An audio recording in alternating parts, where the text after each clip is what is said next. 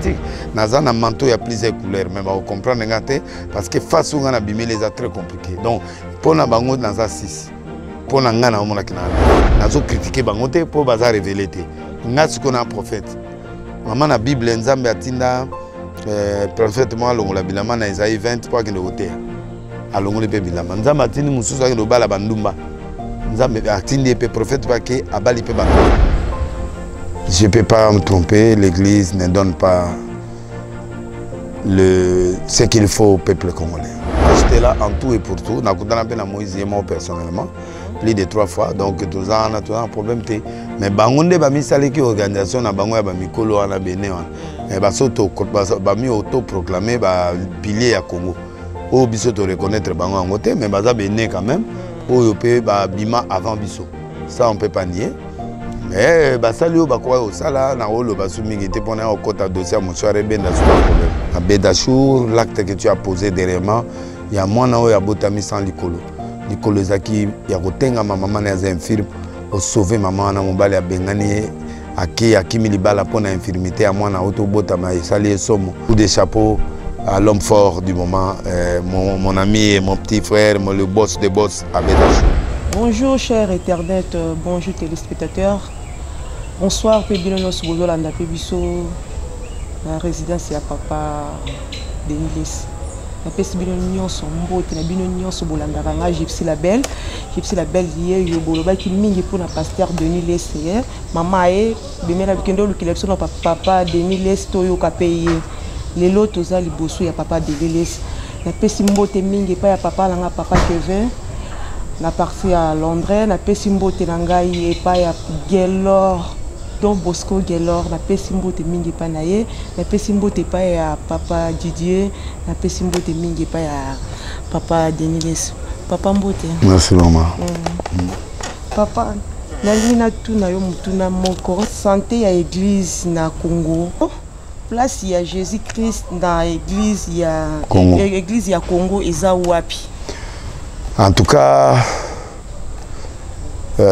église pendant je ne peux pas me tromper, l'Église ne donne pas ce qu'il faut au peuple congolais.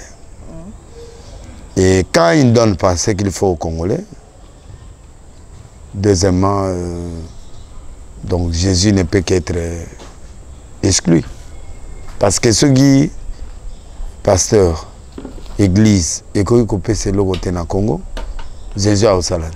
Parce que Jésus utilise toujours les pasteurs pour agir dans Mboka Moko. Donc il faut que l'Église se ressaisisse au plus vite pour que Jésus a sa place dans le thème dans le concert et le peuple pour permettre de que nous et peut-être que mon boulot est continué dans la église. Mon boulot est continué dans la église. Nous sommes dans l'Obéla. Et ça, c'est l'église des réveils, l'église catholique, dans l'église. Pourquoi mon boulot est continué dans l'église? Mon boulot est continué parce que Bonzambe est sauté. Si Bonzambe est intérêt, combien en place à Bonzambe? Bonzambe est à la tête. Mais ceux qui, par exemple, la confession religieuse, par exemple, comme politisé. Parce que normalement, la confession, il faut tout ça, la choix, il y a bateau, crédible, mais biso to comme yoka, to comme zoa, di banda clientélisme. Montako ya simbiso mutoma elok, je donne un exemple. Dans le but des abons, montaye l'amboutou nanda ko papa nga na comme candidat yo soutenir nga papa na simana yo. Moi je dis yango yo mais la corrompre yote mais et là on a déjà tant yo zoya aux candidats oyo esengela gité mais aux candidats moko bon. L'église ne peut plus dire la vérité aux autorités ni entre nous. À ce moment-là, Dieu n'est plus là. Il y a une division. O azana bosolo, na mutana bosolo te ba obunda. Ba o bazana kati ya crédibilité, ba o bazana crédibilité, bozabe go bitumbe gozala. Il y a la séparation. OK, merci beaucoup papa. Toyoki awa bazolo ba pasteur patron. Oui. Les amours on est bon, on a habité John Sinaza pasteur moko entre 2e rue na 17e rue. Comment on est? Naza problème na bato limité ta? Naza na problème na bato limité ta? balobi au commis pasteur patron au commis pasteur aux autres pasteur John baby que pasteur John oyo asala que émission ya journaliste non John Sina oya Kacher aux autres bene oya Kacher ok John Sina Kacher ezali façon ya couvrir comme ya mutu pour ye aye baka ke ba olobele mais aye baté que ezayi John Sina na lobaki yango na cadre mongo boye parce que il y avait une femme azo souffrir à balagaye moi soana azo souffrir et puis bah divorcé forcément mais moi c'est andimagate et puis bimisa nandako atika moi nae na 3 ans le mona comme mokolo ayebi moi na été a pété azo zela mobile ozoye azana matete a pété na minute azana hôpital mais toyoki sango que John Sina quand même atina moto akendo kotala suka za bien c'est déjà un pas souci na ngezaka ka mwana na yeba mama na ye mama pe ayeba mwana lokola communauté na puis ba aider akoka ko bima na kati ya souffrance azanango na okende pe kotala mama ngo je crois dans la semaine ba mama arche ba kotala particulièrement moi biloko et puis moi mbongo ya traitement et puis ngana okende ngamoko kotala. Ok, et si déjà au Koutana déjà na pasteur na Kacher ou ya John Sina wana au Koutana déjà. Ah wana kina. Ah wana kina. Oui, to Koutana na biso. John Sina, to Koutana na biso. Do ayaka na beaucoup Koutana na bino. Ayaka te me to Koutana. Ozolo bela mingi pétage. Oui. Pétage là, cri de guerre. O yanga mikolo donc. Donc eza nini pétage? Pétage na monango, il a dit que moto a craqué. Donc ba problème l'équipe donc na constaté que Congo mba mututu a pété ba plomb, ça dit que péter les plombs, ça dit que mutu de dépasser na ba problème parce que so tal lanzela ba to loba loba Congo. Et au mona mutu azo loba loba licencié a commis recevé de bloc tout est à l'envers. Ozo mona muta sali esthétique mais okuti a commis aide infirmier. Donc fimo a sali esthétique na Ernest Assisi mais tellement musale ate a commis assistant docteur. A comment il y a pas docteur. Donc on comprend que pétage y a moi là, ça dit mélange à nyoso, deuxième mélange à nyoso, pétage zali sengo a pété nanga, ça dit na assumer. Ma nanga na zo sala donc na ne sengo nanga na pété. Comme pétage musu ezaka penda mutu na craquer. Puis pétage zali test mo na hôtel que batwa yo kanga. Mais na moni message ezaka capté. OK, merci beaucoup. Papa, baïbisi balobi, mokile lobi babi ozasu na bonzambete. Bon, bana droit go jugenga, mutra mutu. Ozasu na bonzambete. Omoni soko sali chiffre 9. Mutu azakuna omona 6. Tout acte qui se pose, mutu yo sa mokile ozana mutu monga zo mona ndenge yo zo mi monela te. Nga koto na omona ngana bien. Mutu musa azakuna omona ngana bien te.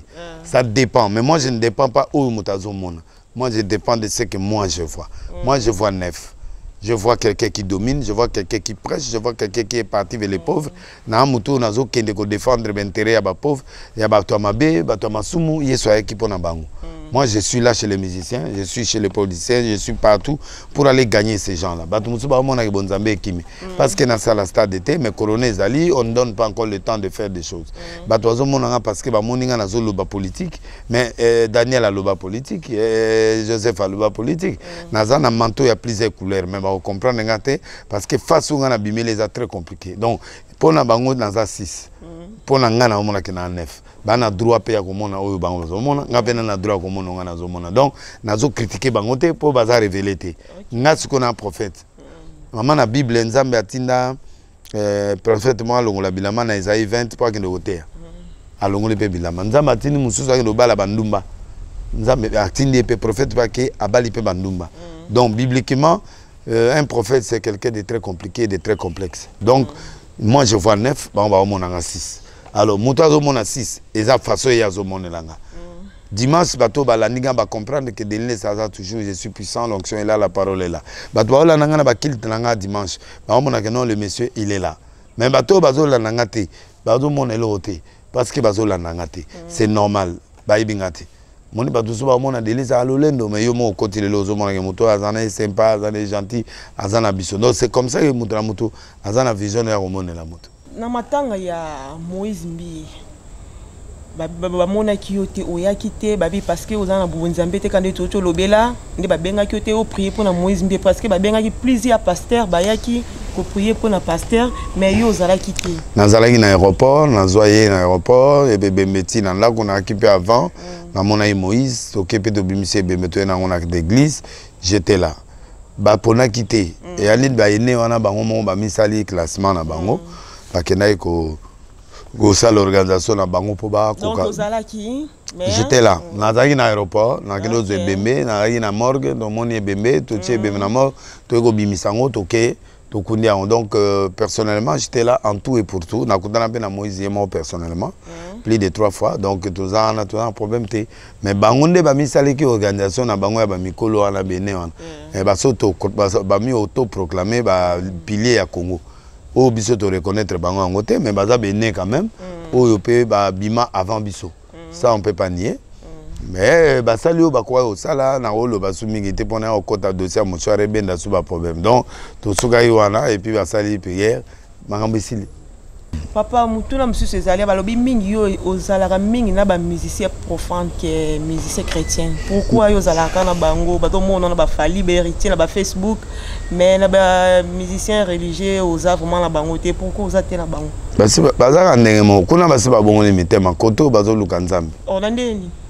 Mais quand on a passé déjà ba bon mitema bana besoin ka ba conseil na bongo ni mitema bango nyoso wana ba Mike Lambai ba José Nzita ba nani wana ba Moïse Mbiye bango tout wana ba bongo ni mitema bazana Jésus et tika ba conseil ba rectification mike mais koto baza ba trop fali trop héritier trop fali te na lingi bango nyoso ndenge moko mais bora ekeseni.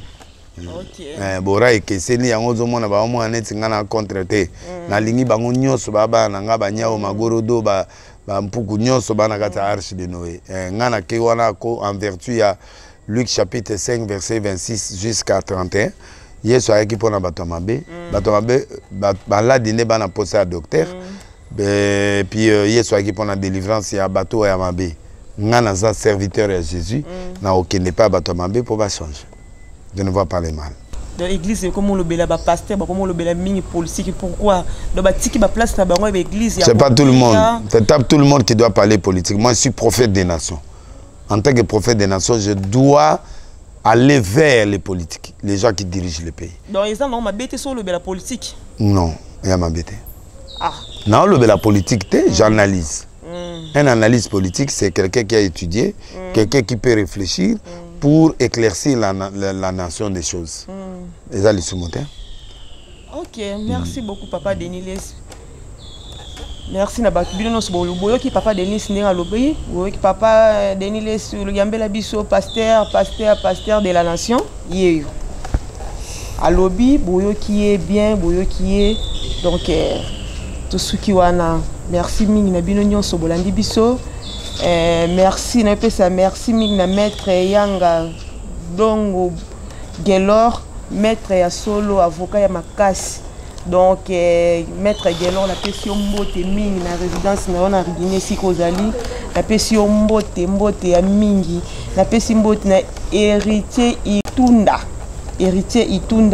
le boss des patrons la question mbote mingi la question mbote mingi na papa Kevin beaucoup de gros bisous na pesi mbote na pesi place pas ya papa ceux qui vous allez là-bas na pesi ba dédicace spéciale et puis seconde dédicace maman Denise Nakero nazo pesi mbote makasi parce que tu osa musala kitoko na mboka ozana appui total na ngai esimbio esimingai Abedashour l'acte que tu as posé dernièrement il y a mwana oyo abotami sans likolo ezaki ya kotenga maman na za infirme au sauver maman na mobali ya bengani akimi libala pona infirmité ya mwana auto bota ma esali esomo Abedashour asengi bato wana bapesa mbongo combien afuti afongoli lokolo wana ba opérer yango butu ti mwana na lelo likolo ezongi normal avec beaucoup de sacrifices d'Abedashour. Coup de chapeau à l'homme fort du moment, mon ami et mon petit frère, le boss des boss Abedashour. Docteur Jeff Lete Tanjadi, Azali Pemutumune, Neo Nzambe, Acheli Boko, Azosunga Bato, Azosunga na Bopito, Azosunga na Bekol, Azosunga sans intérêt, sans baye, sans monana. Vraiment Nzambe, Apamolayo, Esimbio, Esimingai. Guy Luano, le ministre, Naspé Sepembote, Jean-Pierre Liaou, le vice-premier ministre Nzamba Pamolayo, Gauthier Mascotte, Jimmy Belaou King Boss. Vraiment, mes condoléances aux l'ensemble. Maman Koufeli brusquement pendant qu'il y a son Melanda, quoi, mon nez pour la maman. 2 jours après, maman a Koufi. Vraiment, nous compatissons avec vous. Tous là, on m'a beaucoup pembe. Le prophète Dominique Konde à l'église de Lobanatiele, on m'a beaucoup pembe. On a pêché mbote, mokako soana, musala mounen, nous aussi on a beaucoup tous kanisayo. Tendai, na maman Rachel Fouta, mbote Rabino Makasi, et puis maître Tchourambo Malembatable, mbote Makasi, Djongade, le meilleur restaurant oyo toujours lia taba biloka mboka na Paris et pas ya Djonga. Soutien Makasi. Kate Loaloa, maman Nangaï, Arthur Nzemene, FBT Paul Fukipo, le meilleur agence ya Congo, Oyo, en quelques secondes. Mbongo na zozwango, leto bebsa mbongo na agence internationale ya bateau, mbongo zozonga na mbongo na bango, ana mbongo zozonga na mbongo na biso bande ko bazozwa misala, toke na rotia mbongo na biso ba warrior, batu ba Kofifil, batu ala nyonso, ba Gouloua, tout le monde. Bao bazo soutenir bokenda kotia bambongo na FBT pa ya Paul Fikipo oyo mutonabiso Diezola merci, Mutalombi merci, Irène Mokabila merci, Henrique merci, Winnie Baruti merci, Anthony Ngelo il follow World Business na de bonhomme na boulevard et c'est quand ba téléphone qui toko ezali bokende wana kosomba. Valérie Mal la noblesse, Dorcas Mukoko Belgique, Panzou Justin Panzou Nzambe Apambolayo bisika bozali de coiffeur nanga Robert Kamba na Lokoro salon Robert Impact plus Nzambe Apambola bino bisika bozali et puis gloire na Nzambe ezala likolo na bino. Merci bao bayoki kombote presque le Wisham na peso pembote nani frata mode Nzambe Apambolayo na Lyon à bière nanga kandopé na pamolier bango nyonso Arthur Nzemene bino so bozwa lipamboli. Merci maman. Nzambe a fula émission na yo kende sur liboso osé pa na yo, tu viens quand tu veux. Nzambe Apamola. Merci beaucoup papa, merci. Apesi mbote pa ya maman langai, maman Noëlla Piko, servante de Dieu na bosani yote. Merci vraiment mbote ya mingi na papa langa papa Pascal. Apesi mbote mingi na famille Eleko, famille Mopoto, famille Bella, famille Abongo. Na bosani bino nyonso te mbote mingi na batu nyonso balandaka ngai. Gypsy la belle, mbote mingi na batu balandaka ngai, mbote mingi na bino nyonso bolbengaka ngai na pesi bino nyonso mbote